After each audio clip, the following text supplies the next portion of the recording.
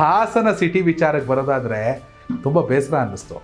ಹಾಸನಾಂಬೆ ಸನ್ನಿಧಿಯಲ್ಲಿ ನಡೆದಂಥ ವ್ಯತ್ಯಾಸಗಳು, ಮಾಜಿ ಮತ್ತು ಹಾಲಿ ಶಾಸಕರ ನಡುವಿನ ಕಚ್ಚಾಟಗಳು. ಕೇಂದ್ರ ಸಚಿವರಾದಂಥ ಕುಮಾರಸ್ವಾಮಿ ಅವರಿಗೆ ಹಾಸನಕ್ಕೆ ದೇವಸ್ಥಾನಕ್ಕೆ ಬಂದಾಗ ಪ್ರೋಟೋಕಾಲ್ ಫಾಲೋ ಆಗಲಿಲ್ಲ, ಅವರಿಗೆ ಸರಿಯಾದ ರೀತಿಯಲ್ಲಿ ಸತ್ಕಾರ ನಡೆಯಲಿಲ್ಲ ಅನ್ನೋ ಸ್ವರೂಪ ಅವರ ಆರೋಪ ಇರಬಹುದೇನೋ. ಇದೇ ಯಡಿಯೂರಪ್ಪ ಅವ್ರು ಬಂದಾಗ ಹೆಚ್ಚು ಕಡಿಮೆ ಆಗಿದ್ರೆ ಪ್ರೀತಮು ಕೂಗಾಡೋರು ಯಾವ ಕಾರಣಕ್ಕೂ ಸುಮ್ಮನೆ ಇರ್ತಿರಲಿಲ್ಲ. ವಿಜಯೇಂದ್ರ ಬಂದಾಗ ಹೆಚ್ಚು ಕಡಿಮೆ ಆಗಿದ್ರು ಪ್ರೀತಮ್ ಕೂಗಾಡೋರು ಸುಮ್ಮನೆ ಇರ್ತಿರಲಿಲ್ಲ. ಲೆಕ್ಕದಲ್ಲಿ BJP JDS ಮೈತ್ರಿ ಅನ್ನೋದು ಅವ್ರ ಮನಸ್ಸಲ್ಲಿ ಇದ್ದಿದ್ರೆ ಇಬ್ಬರು ನಿಂತ್ಕೊಂಡು ಪ್ರೊಟೆಸ್ಟ್ ಮಾಡಬೇಕಿತ್ತು ಕಾಂಗ್ರೆಸ್ ಸರ್ಕಾರದ ವಿರುದ್ಧ. ಕೇಂದ್ರ ಸಚಿವರ್ರಿ ಕುಮಾರಸ್ವಾಮಿ ಅವರು ಸರಿಯಾಗಿ ಮಾಡಲಿಲ್ಲ ಅಂತ. ಆದರೆ ಪ್ರೀತಮು ಸ್ವರೂಪ್ ಮೇಲೆ ಆರೋಪ, ಸ್ವರೂಪು ಪ್ರೀತಮ್ ಮೇಲೆ ಆರೋಪ. ಇದ್ರ ಮಧ್ಯೆ 2023 ಚುನಾವಣೆ ನೋಡ್ರ ಬನವಾಸಿ ರಂಗಸ್ವಾಮಿ ಅವರು ಕಾಂಗ್ರೆಸ್ ಟಿಕೆಟ್ ಅದು ಹೆಂಗೆ ತಗೊಂಡ್ರು, ಅದು ಹೆಂಗೆ ಎಲೆಕ್ಷನ್ ನಿಂತ್ಕೊಂಡ್ರು, ಅದು ಏನಾಯಿತೋ ಗೊತ್ತೇ ಇಲ್ಲ.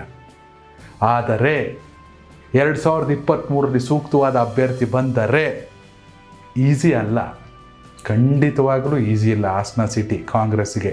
ಆದರೆ ಕಾಂಗ್ರೆಸ್ನವ್ರು ಗೆದ್ದೇ ಇಲ್ಲ ಅನ್ನಂಗೇನಿಲ್ಲ, ಅಲ್ಲಿ ಏನು ಬೇಕಾದ್ರೂ ಮಾಡ್ಬೋದು ಹಾಸನ ಸಿಟಿಲಿ. ಬನವಾಸಿ ರಂಗಸ್ವಾಮಿ ಜೊತೆಗೇನೆ JCB ಚಂದ್ರು, ಕಂಚಮಾರನಹಳ್ಳಿ ಕಾಂತರಾಜು ಅಂತ ಓಡಾಡ್ತಾವ್ರೆ. ಗೊತ್ತಿಲ್ಲ, ಕೃಷ್ಣ ಬೈರೇಗೌಡರ ಮಾರ್ಗದರ್ಶನ, ಕೃಷ್ಣ ಬೈರೇಗೌಡರ ಸಲಹೆ, ಕೃಷ್ಣ ಬೈರೇಗೌಡರು ಇನ್ಪುಟ್ ಏನೇನು ಹೋಯ್ತದೆ ಇವೆಲ್ಲ ನೋಡ್ಕೊಂಡು ಡಿಸೈಡ್ ಆಗುತ್ತೆ, ಏನು ಬೇಕಾದ್ರೆ ಆಗ್ಬೋದು. ವೀಕ್ಷಕರೇ, ರಾಜಕೀಯ ಥರನೇ ನೋಡಬೇಕು. ಅದೇನೇ ಇರಲಿ, ಹಾಸನಾಂಬೆ ಉತ್ಸವವನ್ನು ನಡೆಸ್ಕೊಟ್ರಲ್ಲ ಕೃಷ್ಣ ಬೈರೇಗೌಡರು, ನಿಜಕ್ಕೂ ಪ್ರತಿಯೊಬ್ಬ ಸಚಿವರಿಗೆ ಪಕ್ಷಾತೀತವಾಗಿ ಪ್ರತಿಯೊಬ್ಬ ಜನಪ್ರತಿನಿಧಿಗೆ ಮಾದರಿ ಕೆಲಸ. ಕೃಷ್ಣ ಬೈರೇಗೌಡರ ಕೆಲಸದ ಬಗ್ಗೆ ನಿಮ್ಮ ಅಭಿಪ್ರಾಯನ ಕಾಮೆಂಟ್ ಮಾಡಿ. ಧನ್ಯವಾದಗಳು.